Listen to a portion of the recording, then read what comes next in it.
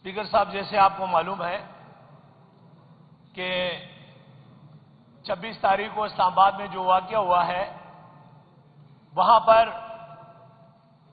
एक ट्रेन चला है कि गोली क्यों चलाई है, उसके बाद लाशें क्यों चुराई है, उसके बाद पुख्तूनों को क्यों उठाए हैं। नहीं, इस पे देखें स्पीकर साहब, जो कल का वाक़या हुआ है ना, मैं कल की वाक़ये की बात कर रहा हूं कि वहां पर कोई भी पुख्तून पिंडी इस्लामाबाद में मजदूरी नहीं कर सकता है, और कल भी एक डॉक्टर के ड्राइवर को गाड़ी से गिराया कि सिर्फ और सिर्फ तुम पुख्तून हो। तो स्पीकर साहब, इसके लिए मेहरबानी करें, मैं आपको जरा तवज्जो चाहिए आपकी, ये पूरे पुख्तूनों की बात है, ये पीटीआई की सिर्फ बात नहीं है। वहां पर जो भी है, जो मजदूरी करता है, जो पालिश करता है, जो जारी करता है और सिर्फ पुख्तून का नाम लिखा हो तो उसको गिरफ्तार करते हैं, या तो उसको एफआईआर में डालते हैं, जो हजारों के नाम के बिना नाम के एफआईआर हुए हैं उसमें डालते हैं, और नहीं है तो स्पीकर साहब उनसे बारी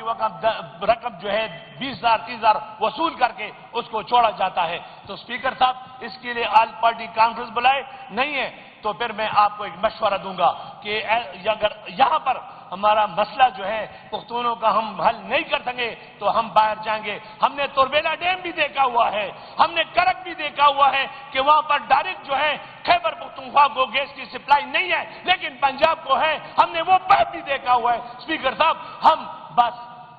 सबर का पैमाना लबरेज हो चुका है। स्पीकर साहब, ये यहां से रूलिंग दे, जो 2 नुमाइंदे मरकज के बैठे हुए यहां पर, एक चीफ सेक्रेटरी हैं और एक आईजी पंजाब है, ये मरकज के बने बैठे हुए, इनको बुलाएं यहां पर असेंबली में और उनको कह दे कि पुख्तूनों की और बेइज्जती न करे। अगर करोगे तो अल्लाह की कसम हम तुरबेला डैम भी जाएंगे और हम करक भी जाएंगे। हम वजीरिस्तान से जो गैस पे हम लेने जा रहे वही, और जो बाज़ औक़ात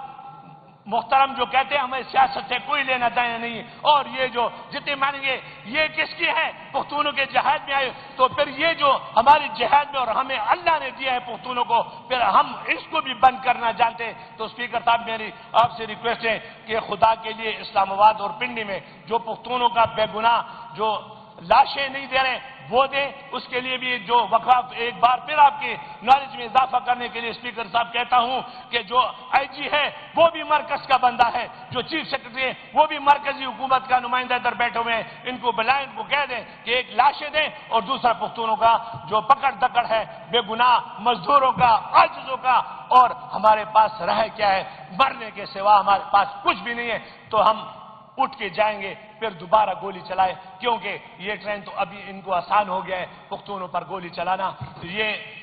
एक दफा जो लाहौर में धमाका हुआ है, तो ये जो शहबाज शरीफ बैठा हुआ है वो कहता है अटक के पार उस पार जो है धमाके करे, ये वही बैठा हुआ है और ये वही कर रहा है, और किसके कहने पर कर रहा है सब दुनिया को पता है, किसी को कहने की जरूरत नहीं है। लेकिन स्पीकर साहब, जो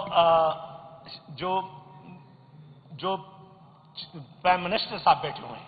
जो जेली प्राइम मिनिस्टर है, जो कि मैं उसको एक पॉलिश का लफ्ज देना भी मुनासिब नहीं समझता हूं, इससे भी गिरा हुआ इंसान है वो, तो उनके कहने पर ये होता है। तो स्पीकर साहब, थैंक यू, एक बात आपकी बात आ गई, आपकी बात आ गई, हम आपकी जज्बात की कदर करते हैं। देखें, मैं आपको, जब भी आप जुल्म, फस्तायत और एक ताकतवर हल्के के खिलाफ खड़े होते हैं, फिर उसके कुछ असरात मरतब होते हैं सोसाइटी के ऊपर। मैं उम्मीद करता हूं कि हुकूमत खैबर पख्तूनख्वा इस पर कोई ऑल पार्टीज कॉन्फ्रेंस करेगी। ये तमाम पश्तूनों का मसला है, पूरे खैबर पख्तूनख्वा की आवाम का मसला है, और ये पाकिस्तान का मसला है। ये नासमझ लोग जो अपने आप को बहुत समझदार समझते हैं, जो अदारे हैं, ये इस मुल्क को नहीं चला सकते। वक्त ने ये साबित किया है कि ये फेल हो चुके हैं। इस पे इंशाअल्लाह ताला